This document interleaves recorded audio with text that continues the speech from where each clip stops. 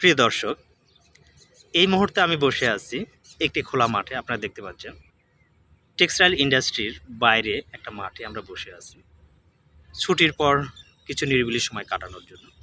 এবং আমার যেটা মনে হলো যে আমরা কাজের মধ্য থেকে সারাদিন বিভিন্ন চিন্তায় মগ্ন থাকি, এই সময়টাকে বাইরে আমরা যদি মানুষের সাথে মিশতে পারি এবং বিভিন্ন মানুষের মনের কথাগুলো নিয়ে আলোচনা করতে পারি এবং এই জিনিসগুলো যদি আমরা তুলে ধরতে পারি, তাহলে কিছু মানুষের দুঃখ কষ্ট লাঘব হবে, কিছু শিক্ষা পাবো এবং সেই সাথে আমাদের মূল্যবান সময় থেকে আমরা কিছু একটা সুন্দর একটা সময়কে উপভোগ করতে পারবো, যেটা আসলে আমরা ছোটোবেলায় যেটা দেখে আসছি যে জিনিসগুলো সেটা কিন্তু হারিয়ে যাচ্ছে।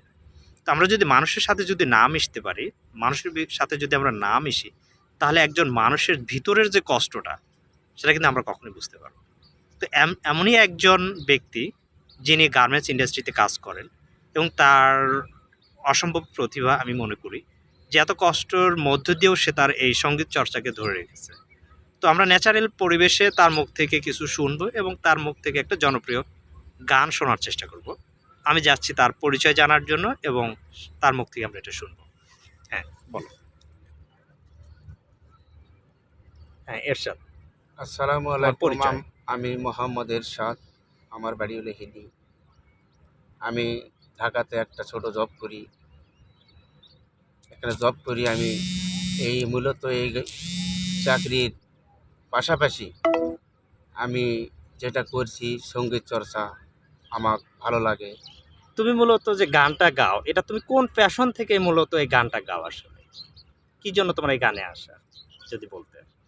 গানে আসা আমার ছোটোবেলা থেকে আমার গান ভালো লাগে, এই জন্য আমি বেশিটা হাজার কষ্ট থাকলেও গানের মাঝে আমি কষ্টকে দূর করার চেষ্টা করি এবং উপভোগ করি। তো ঠিক আছে, আজকে তুমি কোন গানটা গাইতে চাও? যদি একটা গান আমাদেরকে যে গানটা তুমি শোনাতে চাও, কোন পোরশন থেকে? আমি গান গাইছিলাম, আমার স্যারও শুনছিল, সেই গানটাই আমি গাবো। জি, বলো। যিনি আমার সঙ্গে আছে তিনি আমার স্যার, তিনি আমাকে অনেক সাপোর্ট করে, সে আমাকে ভালোবাসে, আমিও তাকে ভালোবাসি। যেহেতু সে আমার গুরুজন, তাকে তো ভালোবাসতে হবে। শুরু কর।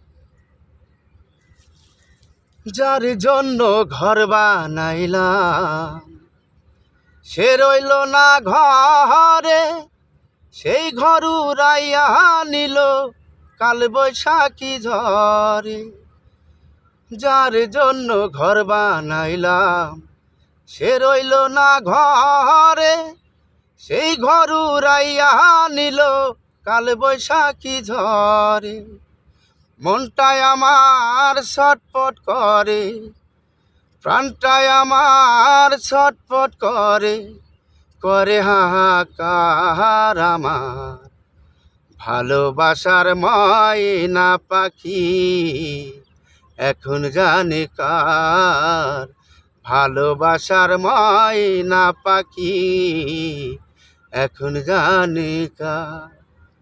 শিকল কাটা পাখির মতো উড়িয়া সে গেল,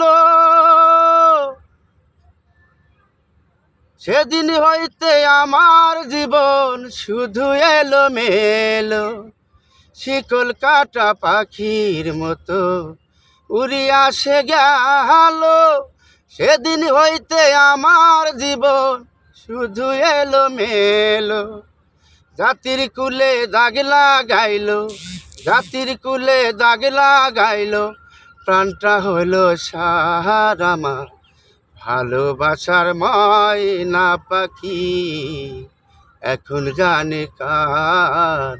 ভালোবাসার ময়না পাখি এখন জানে কার। যার জন্য সব হারাইলাম সে রাখলো না মনে, তার জন্য এত ব্যথা সইলামে জীবনে। যার জন্য সব হারাইলাম সে রাখলো না মনে, তার জন্য এত ব্যথা সইলামে জীবনে। ভেবে কয় যে মন দেওয়ানে, ভেবে কয় যে মন দেওয়ানে, সুখের জীবন তাহার আমার ভালোবাসার ময়না পাখি এখন জানে কার। ভালোবাসার ময়না পাখি এখন জানি কার। কলিজাতে দাগ লেগেছে, কলিজাতে দাগ লেগেছে, হাজারে হাজার আমার ভালোবাসার ময়না পাখি এখন জানি কার। ভালোবাসার ময়না পাখি এখন জানি কার। ধন্যবাদ এরশাদ। এরশাদের মুখ থেকে মূল্যবান একটি গান আমরা শুনলাম। আশা করি এরকম আরো সুন্দর সুন্দর গান আমরা তার মুখ থেকে শুনতে পাবো। তো আমরা সবাই এরশাদকে সাপোর্ট করব, যেন সামনের দিনে সে একজন প্রকৃতি শিল্পী হয়ে উঠতে পারে এবং তার মনোবাসনা এবং স্বপ্ন পূরণ করতে পারে এবং তার পরিবার পাশে দাঁড়াতে পারে। ধন্যবাদ সবাইকে।